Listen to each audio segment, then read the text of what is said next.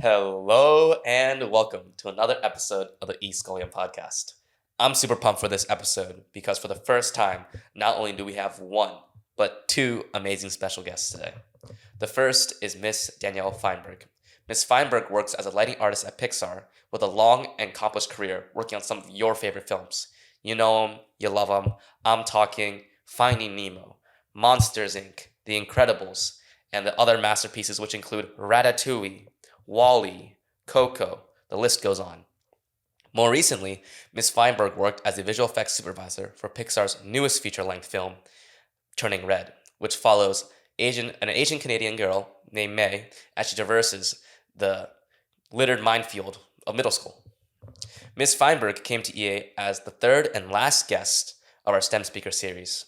She shared with the students some great insight about all the behind-the-scenes work that goes into all of our favorite Pixar films, as well as some personal anecdotes and wisdom about her experience as a woman in the intersection between technology and art. Our second amazing guest and co-hosting this episode is none other than 2022 to 23 Scholium Editor-in-Chief, and now technically my boss, Maggie Lo. Lastly, I'd like to apologize if the audio quality is not up to snuff. We originally planned to have this episode done in person. However, that was not able to happen. But Ms. Feinberg was gracious enough to offer and allow us to conduct this interview through Zoom. I apologize for the extremely long introduction, so I'm not going to hold you any longer. So without further ado, the following is a conversation with Miss Danielle Feinberg. Well, thank you so much for doing this. I guess I don't want to take up any more of your time, so I guess we'll just hop right in. So was there like any event or like significant event in your childhood that inspired you to pursue computer science or art or anything that just like kind of drove you towards those subjects? Yeah, I'm probably a couple. So the first was when I was in fourth grade, one of the dads at my elementary school. I went to this private elementary school where it was like lots of room for unusual things, sort of. And so this dad said, "Hey, I'll teach this programming class. Like, who wants to sign up?" Sort of after school. And none of us knew what programming was, but we had the first Apple computers. So like desktop computers. And so I was like, I don't know, I like these computer things. Like, sure, let's try programming. And so I didn't know it at the time, but the language he was teaching us was Logo, which when you write code, you get a picture out of it. And so I'm sure that must have been transformative, even in keeping me in it or getting excited about it or something. But so that's probably one key thing. I come from a pretty artistic family. And so my parents just always had us in art classes and stuff. And it was something I loved. So that was also just kind of a part of life. And then the big one, though, probably was when I was in college and I was studying computer science. And the professor, one day, just randomly, instead of like kind of the normal lecture about all of the programming and math underpinnings of computer graphics, showed these short computer animated films. And none of us had really seen purely computer animated stuff up until that point. There was like visual effects and stuff in movies.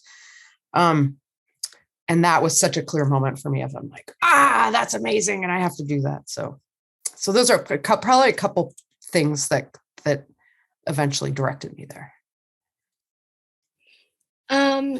So you just said you were introduced to computer science at a really young age in like fourth grade. What kind of, and I know you're currently heavily advocating for exposure to STEM for young girls today.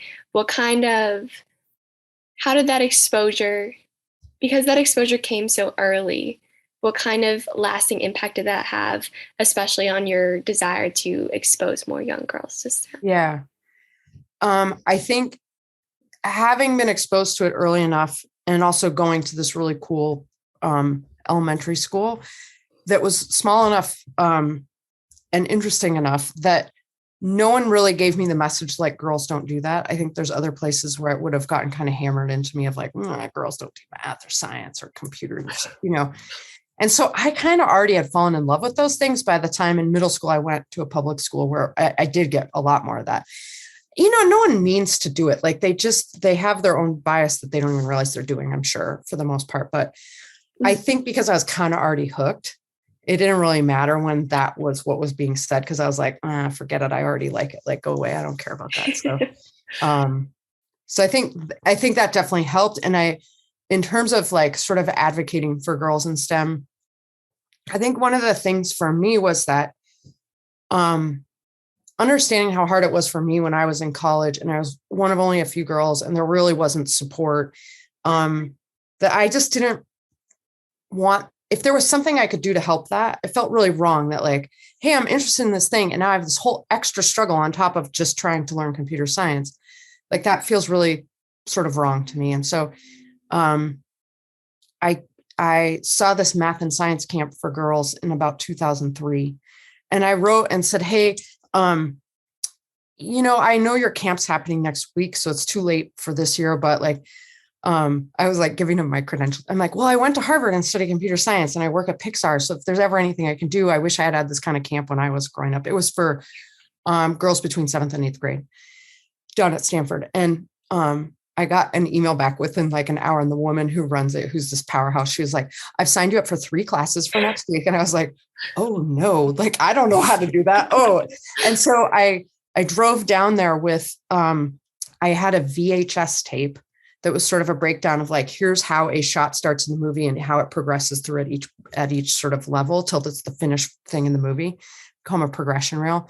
And Publicity gave me this is right when Finding Nemo had come out. And so they gave me a giant stuffed Dory and a giant stuffed Marlin. And so I drove down in my car on the highway and people were giving me the funniest looks because I had these enormous stuffed animals. And I went and I just had a pad of paper and a VHS player, and I'd play it and stop and then draw like XYZ axis on the pad and explain how points made up the whole world. And, I saw sort of when I was doing that, the girls' eyes lit up because it was stuff that they recognized. And I was telling them that made Pixar films. And it felt like the same reaction I had of like, wait a second, all the stuff I'm doing can create worlds and characters and tell stories. And like, that's so magical to me that like, I could just see that they were having some of the same reaction. And so it felt like, well, Pixar's a pretty easy sell for most people. And so like, if I can use that to get more girls to like see the possibilities of STEM, then like that. So that's kind of how I got into talking about it and advocating for it and trying to sell the STEM to kids. So. Yeah. Amazing.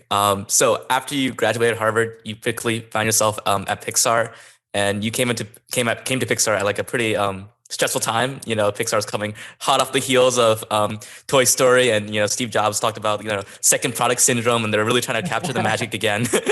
And the Bug's Life was extremely ambitious in its scope and the use of its technology. Did you feel like you were kind of just thrown to the deep end? And how did the company persevere to make this like timeless product that we remember today? I think it was probably a little different because I hadn't been there for Toy Story. I was coming right after. And I was just so excited and wide-eyed, and I could not believe that I was about to get to work on a movie, like it was the coolest thing. So everything was just kind of awesome. And there was I definitely felt pressure. All of us felt pressure to do something good. At that point, like, I don't know that I necessarily felt like I had any control over that. So like, all I was just trying to do was like, do the best job that I could and work hard and learn lots and, all of the stuff, because I was just getting in there. And, but there was definitely like, we were doing stuff on that movie that was really hard. And I remember on that movie, the lighting team was, I think, 50 something people, and people working Saturdays all the time. And I did a little bit of lighting. I was mostly in rendering. We worked some Saturdays too, but like, that was a huge lighting team. And we've done that before, but after that, it was massive. And so it was just, and we were trying to do crowds for the first time. And like, we were also trying to do things, you're trying to advance technologically from the previous movie. And Toy Story was a lot of like files where you wrote some stuff and sent it off. And now we're trying to do something where it's not a bunch of gibberish in a file. Like, you're actually trying to do something in a graphic interface, and it sort of stores in a file, and maybe tinker with some files too. And so it was crazy. But it was such a cool time, because you just felt like no one, there's one other place we knew of that was doing this called PDI, which eventually got bought by DreamWorks. And maybe Blue Sky was going then too, but I don't think they had put out a film yet. So you knew that there was only a couple places in the country that were really doing this on this level. And so you were just making stuff up as you went in some ways, it was very cool. So then moving back to sort of the girls in STEM topic, considering that your Harvard computer science class was only about like 10 to 15% female and the field was generally male dominated, what was it like taking that class and being a leader in that class? And what were your sort of struggles and triumphs? I would not call myself a leader in that class in the slightest. That I was just as like wallflower, like freaked out.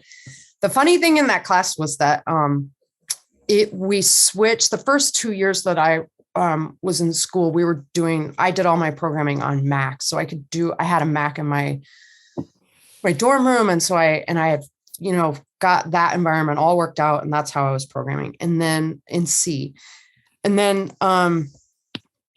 we switched to these DOS-based machines that were in the science center. And so I wasn't in my own space by myself. I was now in the basement of the science center, and everybody was in there doing their homework together. And I didn't know the operating system, and there was no intro, come to this session and we'll teach you how to use this operating system. So I was sitting there sort of staring at a blank cursor, just trying to figure out how to make the computer go.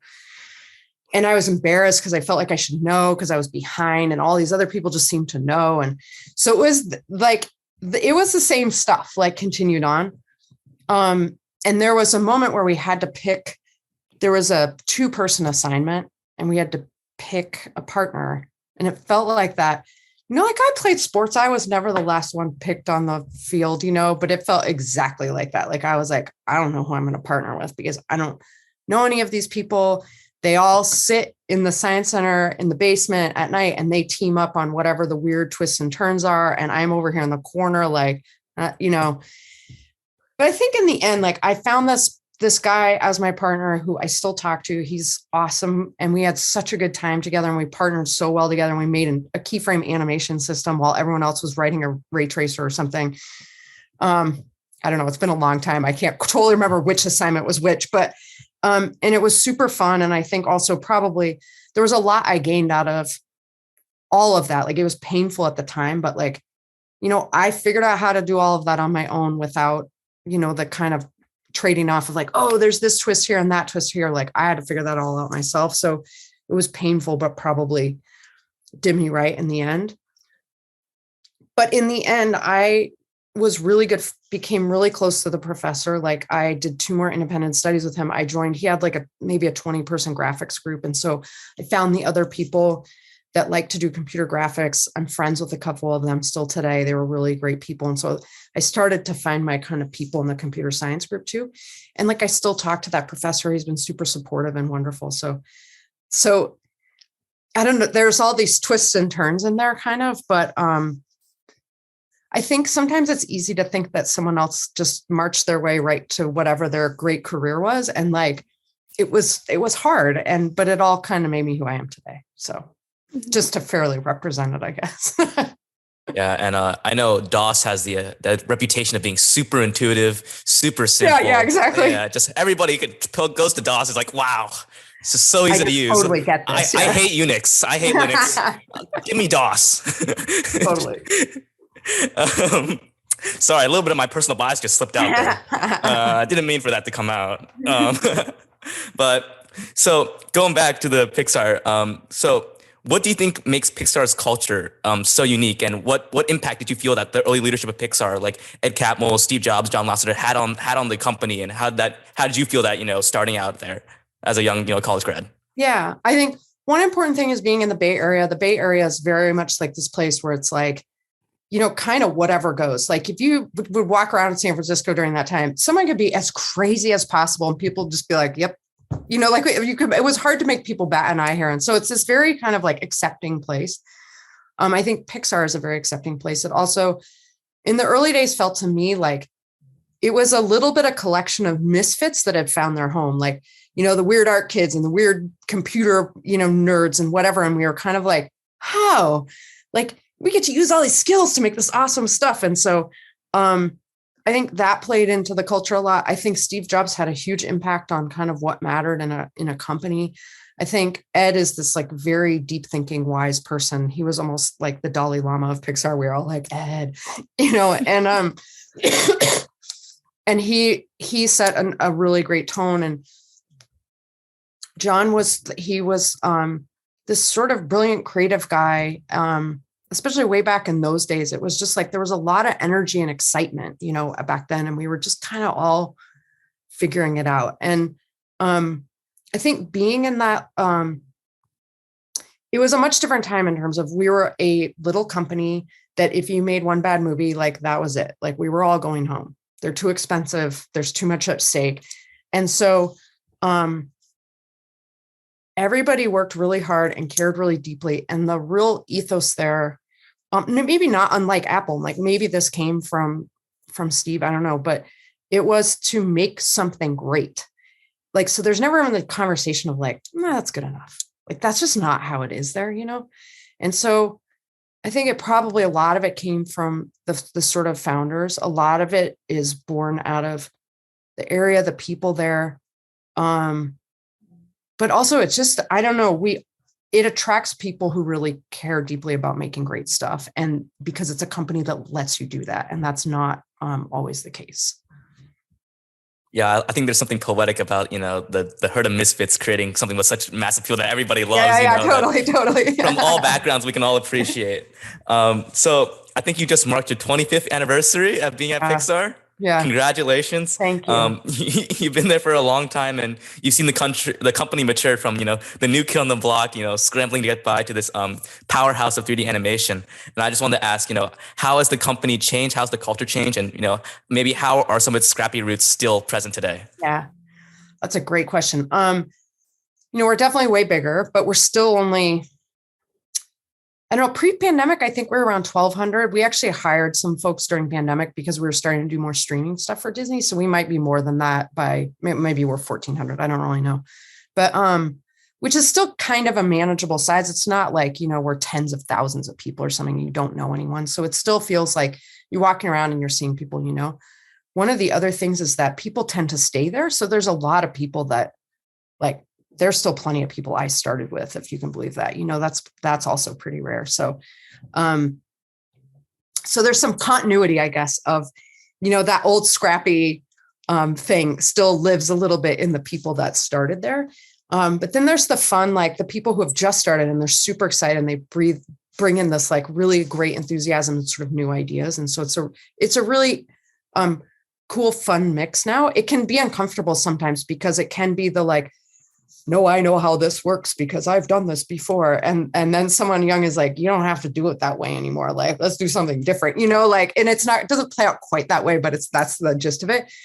But that's kind of, I think, a natural and important tension in sort of diversity of thought and how you get new things. And you don't just sort of stay in a rut. And there's definitely times where it feels smaller and scrappier. Like we have some smaller projects going sometimes.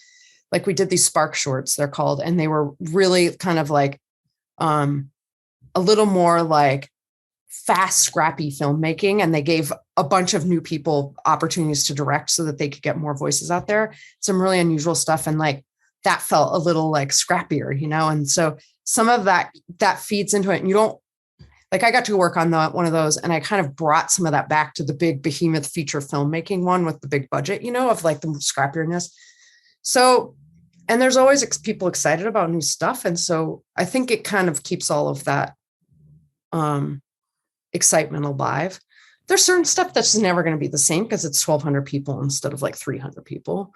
But I think for the most part, it's still like, it's a great company to work for. The leadership of that company cares very much about the people that work there. They try very hard to do right by the people that work there. Like you can't always do that 100%, but like they do care a lot about that. They care a lot about what goes out in the world. And you've seen over the last chunk of years, like a real focus on kind of putting out different kind of content that appeals to a broader range and getting a much broader range of directors in, so you could tell different stories and stuff. So there's a lot of great stuff, and I would say it's always surprising to me how much of the kind of old school Pixar we've held on to, the good stuff. So Good cool. indeed. Good indeed. And you just mentioned how some of your earliest colleagues are still there today. And I'm just thinking like, that's a really big testament to the company in the sense that like the whole culture of Silicon Valley is, I'm going to work here for 2 years and I'm going to jump ship to another company. Totally. Yeah. And, and then I'm going to work 2 years there and I'm going to jump ship again. Yep. So they say, a picture is worth 1,000 words, and I think you might know what the image I'm going to show. But I would just love to hear like what this image means to you, more like some of the difficulties that came, or like what this like represents in the larger scheme of your your passion and your career and everything else like that. Yeah. So this is jellyfish from Finding Nemo, and I got to light the scene, and there's just different scenes at different times that are struggling to come together. And it was hard to figure out a bunch of stuff about this kind of how the light and shading, they were trying to figure out how to get kind of a blur going through it. And now that's much easier. But back then with our tools, it was very hard. Having a hard time figuring out how many jellyfish would be in a scene and how they'd be placed. And there's a point where I think the director was very frustrated with how it was going. Around this time, my boss went out on maternity leave and they asked me to take over for her for the rest of the film. And I made the sort of unusual request that like, okay, I'll take the promotion, but can you still let me light the jellyfish? So the equivalent of like, yeah, I'll do this new job, but can I do more work? And of course they were like, okay. But I was so excited to light the scene. I thought it was going to be so cool. And so I'd do the other job until, 6:30 at night or something. And then I'd sit down and start doing the lighting on the jellyfish. Because I just love lighting so much, and I would just get lost in it for a bunch of hours and then go home. And there's a couple reasons this was really cool for me is that one, we do a lot of work, and then you see sort of a crummier version of it. I should think of a better word than that. But a sort of scaled down version of it. And then you send it off to all the like kind of super machines out there, the big render farm, we call it, of all these machines. And it does all the precise calculations, and you get the shots back in the morning, and you can look at them to see what you really did, because you've gotten some version of it. And it just doesn't happen very often, but I came in and I played the shot that I had sent, or one of them, and I went, oh, because it all the pieces had kind of come together, and it was like yes, that's it. Because in underwater, there's a lot of kind of elements you're trying to balance, and especially getting everything dancing across the bells of the jellyfish and the twinkling bits and all this stuff, and the fog beams that are coming and going. And so then I sent my boss an email, and I was like, can you come look at this? And she comes, and I hit play for her, and she was like, oh, that's it. So what happens then is you go show it to the director in lighting review, and that you're in a screening room with, maybe they seat 50 people or something, and it's up on the big screen, but the director's sitting next to you and you're looking on the computer.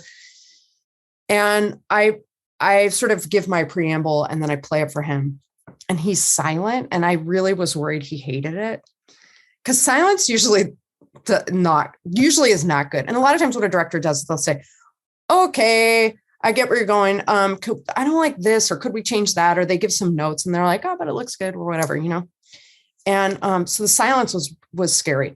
And then all of a sudden he started clapping, and the production designer, who's the head of the art department, starts clapping. And then the whole room is clapping. And I'm sort of sitting there with my jaw open, like, oh, I've never seen this happen. This is awesome. Like, this is the coolest thing ever. And he loved it. And he had been really kind of bummed out about it up until that point, was the impression I had. And so it was super cool. And the other piece of that wouldn't come to light that's lame. I just said come to light. The other piece of that we wouldn't realize for a while was that I'm pretty sure it was probably this sequence that got me the director of photography gig on Wall-E, the giant promotion to direct the lighting, because it's the same director. And a lot of stuff is about building trust with the director, especially visually. And I have to think that this had a role in him saying, oh, Danielle's the one I want to be overseeing the lighting on my next movie. So it has a lot of sort of threads through my career in an interesting way. That was probably more than 1,000 words, huh? Yeah. I think there's probably still more to be said. So congratulations on being the VFX supervisor on Turning Red. Thank you. We know that this story sort of continues the trend of increased diversity and representation within Pixar movies. What do you believe is the importance of representation in animation, and what effect do you hope it will have on the movies? I personally feel like when people see things on a big screen or a small screen, that actually has the possibility to change and sort of advance culture in a completely different way than anything else. Like we've seen as things start to show up in TV shows and in films or even in commercials, that I think people just start to accept it as, okay, that's the world that we live in. And I think that's a really important thing. And I think that people being able to see themselves represented is an enormous thing. And so the really cool thing about animation to me is that you can tell any story at this point. And, if you're making a live action film, there's certain limits, although now you can use the computer to make it look like it's real. But in animation, we really have kind of a free for all to tell stories of kind of any ilk, of any land, of any people, any situation. And so I think that's really cool and important. And I think we've started to see it sort of threading its way through our films in a different way too, where, we want to represent, and then as it's filtering down to people trying to represent in a different way in all their departments, someone like our crowd supervisor, a guy named Paul Kanyuk, he said, hey, he always is really looking out for diversity, because the crowds in the films are a great way to get ethnic diversity and sort of age diversity or body shape diversity or all these things. And so he said, we have talked about in the past having a type 1 diabetes patch. And I really think that we should do that. And let's not just do it, but like, let's get it up in front, like not just like the person in back that no one ever notices. And he had, and the kid in the wheelchair, and he had a whole list of stuff, and like, he doesn't have to do that, but like, it kind of filters down to everyone taking on that mantle of responsibility. And the response to Red, just from having a few characters that have the type 1 diabetes patch on, has been like off the charts and like so exciting. And like, it's a small thing to do, but like, it's meant so much to people that, I think it's very cool that it's kind of being taken up at every level. Yeah. And I know that one of our EA community members, Mr. Richards, the teacher, actually came up to you after his presentation just to mention, how grateful he was and how cool it was to see that representation on screen. So this is a little bit of an internet debate I just want to bring up to you. There's an internet debate between animation being a genre or a medium. What's your topic on that? Wow, that's interesting. It's kind of both in a way. Unless maybe animation is the genre and computer graphics is the medium. Computer animation isn't. I don't. To me, it's kind of both. Okay. I don't know if that's a valid answer. I haven't really thought through that. I mean, now you're giving me food for thought. Yeah, I think some people were arguing. I think because people say it's like for the Oscars and award, they treat animation as like its own genre and its own category. But then some people are saying, well, animation is a medium to tell a story. So they almost think like they should treat it, almost with the live action because it's the quality of the story. Yeah. And I think we have spent some time trying to get things like the Academy Awards and different kind of live action groups to understand that a lot of the stuff we're doing in animation, it's not different than what they're doing. That when we went and talked to this live action cinematographer, and he could not figure out why we were coming to talk to him. And it was me coming from lighting on WALL-E, and then my counterpart who did camera. So both the cinematographers on the movie going to talk to this guy. And he really could not understand why we're there, because he didn't have any idea that we actually set up cameras. We think about all the same things. We set up lights. Like, I don't have to worry about how much electricity there is to the lights, but I have my own set of problems, but we're artistically doing the exact same things.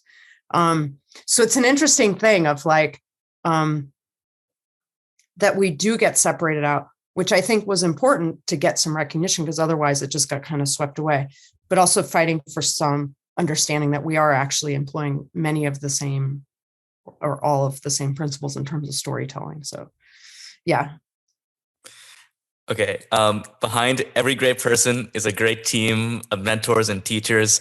And this is like an opportunity to give a shout out to, people who've just helped you along your journey. And if there were any people who've left like a lasting impact on you and For sure. maybe gave some really good advice along the way.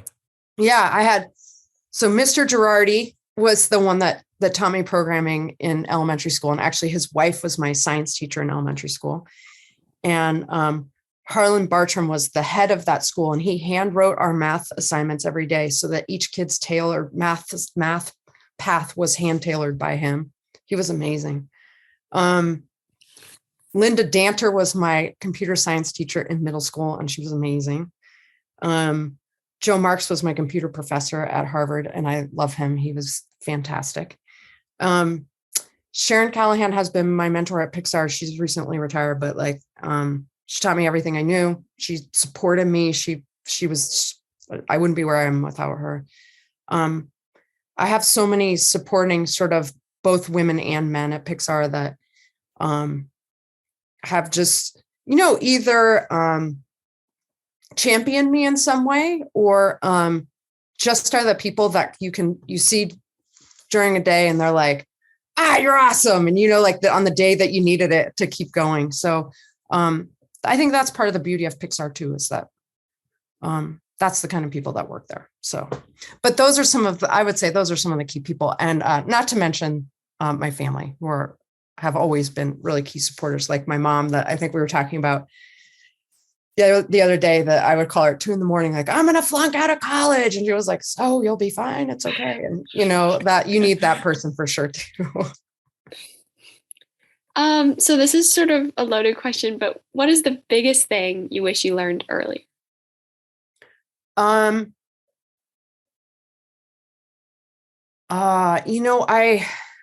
wish I had some ability to sort of not take things quite so seriously. And I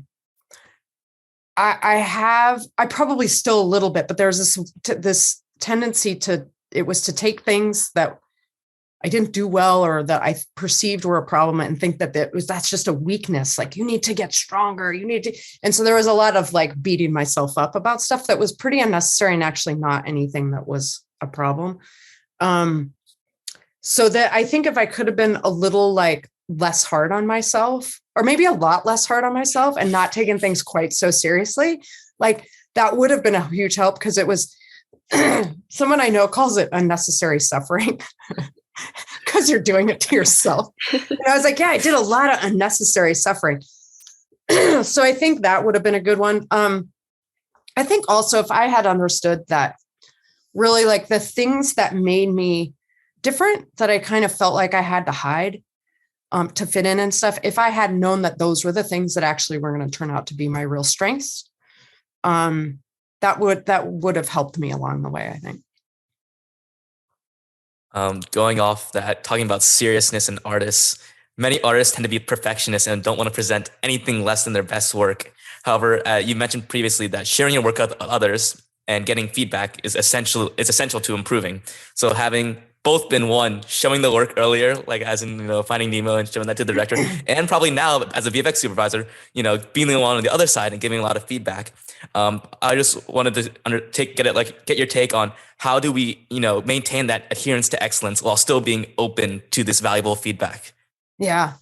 I think probably helped that I played softball all growing up, where, if you have a really good batting average, you still only succeeded 1 out of 3 times. And then, it's pretty natural, at least at Pixar, you're going to show the director, and it's very unusual that you would show a shot, say, one time, and you would get immediate approval with no notes. That just doesn't happen that often. And so, or to the DP or something. So it was a normal part of things. And I think anyone that goes to art school ends up with critiques. And so you kind of go through that process anyways. But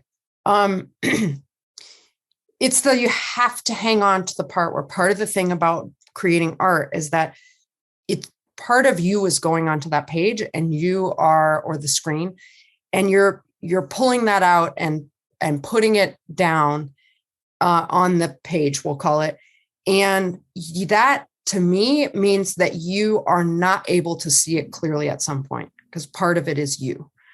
And so having an outside perspective on what you've put down and what could be improved or changed, or someone reacts to or doesn't react to, or whatever it is an important way of being able to see yourself and the things you're putting down on the page. And so it is only going to help you sort of create better and better art. And that is a thing that can be quite painful initially, but you do get used to it. So some part of it is just, you kind of just have to tolerate it for a while and get used to that. That's just part of the thing and how you get better. What would you say is your advice for young people, especially young girls aspiring to do what you do? Let's see. My general thing is that I think to the people that have really excelled at something, a lot of times they found something they love and they just can't help but do it. Like, I'm lighting the jellyfish at 7:00 at night because, like, I'm super psyched to do it. And I don't care that I'm working at 7:00 at night. Like, I'm psyched to do it.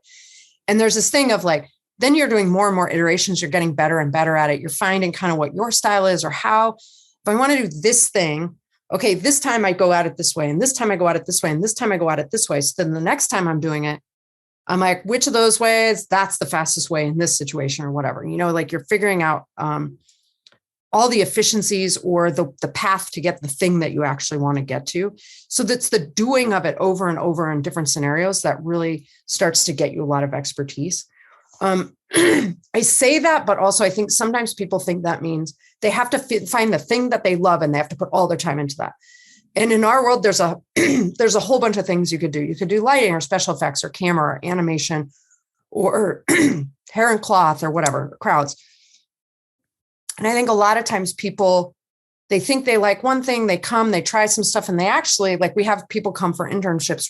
We have an internship called the Pixar undergraduate program, and they try each thing. And a lot of them leave realizing they love something totally different than what they came in with. So I think the other thing is you have to keep your mind really open and be willing to try a lot of stuff. Like, don't pigeonhole yourself.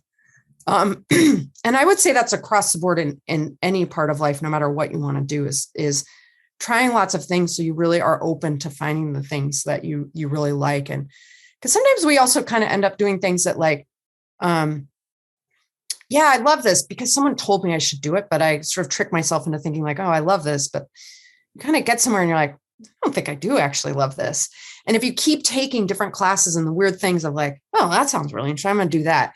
Like, up until my senior year in college, like, I couldn't really take a lot of classes where I was really choosing whatever thing just sounded interesting, because there were so many requirements. You're just trying to stay within whatever. I had to take this math class, I could take this history class. There's some room where you could pick the history class that seemed interesting, but you couldn't go completely off until senior year. And so, even having to choose a major freshman or sophomore year feels very daunting.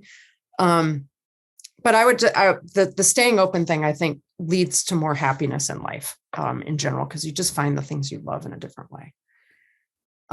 There's all kinds of like other stuff about sticking to it, I suppose, for people, but that's kind of more on the like career advice kind of vein. Yeah, I guess like the famous quote, right? You never know if you never try. So, yeah, exactly. So continue on with this big question series. So normally I ask our guests for like books they believe everybody should read, but seeing that you're in the film industry, I would just make a little switch here. What do you think is like the 10 pieces of film that you believe everybody should watch, and if they haven't, they should just stop the interview, go to their TV, and just put it on right now? Blade Runner is my all-time favorite. The first Blade Runner it has so many great things in it, and I love science fiction films too, and it's really a classic. There's the movie American Beauty has it has really interesting music and visual cues that I think and it's an exceptional movie. it's a Kevin Spacey movie. So now I'm not sure if it's really great. Recommend it, but for filmmaking, I think there's some really exceptional stuff in there. I mean, it's like I could list 100 movies, but if I just were to pick two, those are two that immediately occur to me in terms of like kind of great filmmaking and really fantastic sort of visuals and stuff. I know it's like picking between your kids, but if you were to pick like one of the movies that you worked on that you just like had a great experience with, and you really loved to death, like which movie would that be? Yeah. Turning Red was super fun. It was really fantastic crew. It's a really funny, wonderful film. And we were trying to do all this different stuff. I love that film. Coco is still one of my all-time favorites. I think I probably had the most creative impact on that film. Input. I don't know how to say that. Impact sounds like I punched it. And the themes of it, I really love, like, kind of continuing to chase your dream, even if other people in the room don't believe in it, how important your family is, how important your ancestors are. And the reaction that movie got from people from Mexico and Latin America and Mexican Americans, you can't beat that. Like it was, they felt recognized and that we were so terrified of making a movie about the culture of Mexico and this beautiful holiday, because we felt like if we got anything wrong, like what jerks we were kind of. And so we were really scared when the movie came out. And so to see such a positive reaction was a really big deal. And to know, when people came and talked to us and was like, I don't get to see myself on screen. And it was a really big deal. So it's hard to not feel the impact of that in a really different way.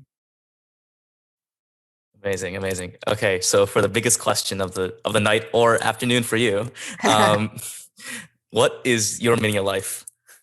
My meaning of life, I think two things that are probably the most important to me are finding inspiration. So finding all the different things that make you just go, I'm just diving deeper. I'm going to learn more about that, or those moments of inspiration. I think I'll always be chasing different things, and because they get me excited and make my brain go kind of thing.